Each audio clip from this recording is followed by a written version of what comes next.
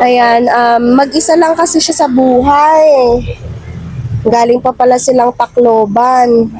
Sabi ko, paano siya nakapunta dito?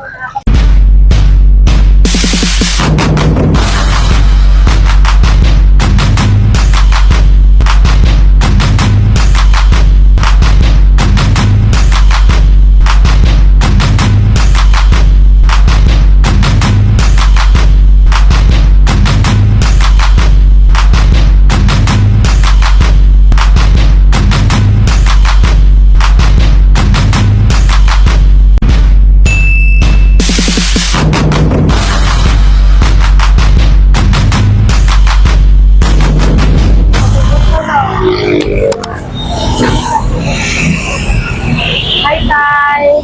Magandang araw po. Kamusta kayo, Tay? Okay. Ano po pangalan nyo? Pa? Pablo? Pablo Olimbo?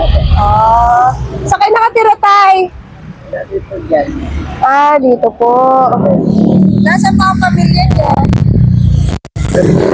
Nasa probinsya. Ilan taon na po kayo, Tay? Hindi ako mahuro. 71? Oo, ano. Kung 1964 kayo, Tay, nasa 60 pa lang kayo, 61. Kasi ang nanay ko is 1965 eh. 1964, ang tatay ko.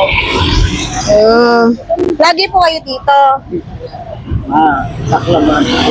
Tacloban, taga Tacloban kayo, Tay. Paano po kayo napunta ng Cavite?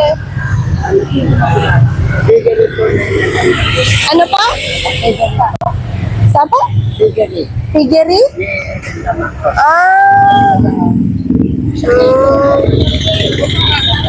Wala po kayong kasama?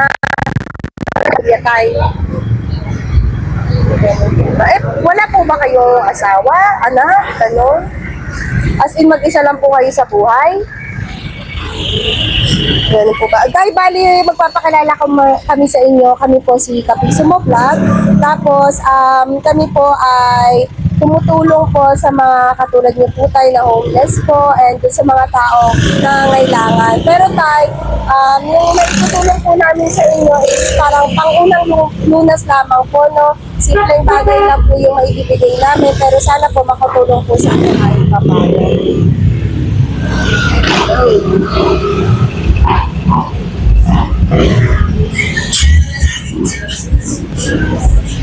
Buti tayo nakakaraos kayo sa araw-araw. Mag-isa lang kayo sa buhay. Sa edad niyo po yan, dapat kayo po yung inaalagaan eh. Wala kayong kamag-anakan dito, Tay? Paano po pala kayo napunta ng Cavite? Po? Nagtrabaho ka po dati. Ayan po tayo, may ito po yung bibigay namin sa inyo. Nawa po ay makatulong kahit papano po. Yan. Apo, you're welcome po. Apo, salamat po tayo. Pagpasensyahan niyo na po yung aming munting handog sa inyo. Pero yun po, sana po kayo po ay aming napasaya. Maraming salamat po. Bye-bye po. Ingat po kayo, Taya. Apo, thank you po. Thank you po. Bye-bye po. So, ayan mga kakampiso, no, si Tatay. O, diba, sabi ko sa'yo, mahina ako sa pangalan. Ayan, mag-isa lang kasi siya sa buhay. Galing pa pala silang Tacloban. Sabi ko, paano siya nakapunta dito? Ngayon, parang nakikitira lang siya, ganun. Tapos ang hanap buhay niya yan. Nakakaraos naman daw siya sa araw-araw. Napakahirap mga ay nagpapakasasa sa pagnanakaw ng pera o kung ano man. Merong mga taong naghihirap ng sobra-sobra. Sa totoo lang, sa realidad natin ngayon, napakahirap ng buhay. Napakasakit sa damdamin makakita ng mga taong ganyan, lalo na matatanda na. Bakit ganun? 'Di ba dapat sila yung inaalagaan? After nilang alagaan yung mga anak nila, yung mga ibang tao, tapos pag tumanda na, wala nang pakinabang, hahayaan na lang. nakakalungkot yung mga ganong senaryo, no? So, syempre, hindi naman lahat ng anak ganon, hindi naman lahat ng pamilya ganon. Pero may mga tao talaga, may mga pamilya talagang wala na rin pakialam. Kapag wala ka ng halaga, wala ka ng pakinabang, bahala ka na. Which is sobrang nakakadurog ng puso. So, ayan mga kakampiso, dito na nga po nagtatapos ang ating giving vlog for today. Sana naman po ay meron kayong natutunan. Ayan, hindi ko po alam kung anong pinagbibideo nito ni KMBL at tuwang-tuwang, ngiting-ngiti na naman, no?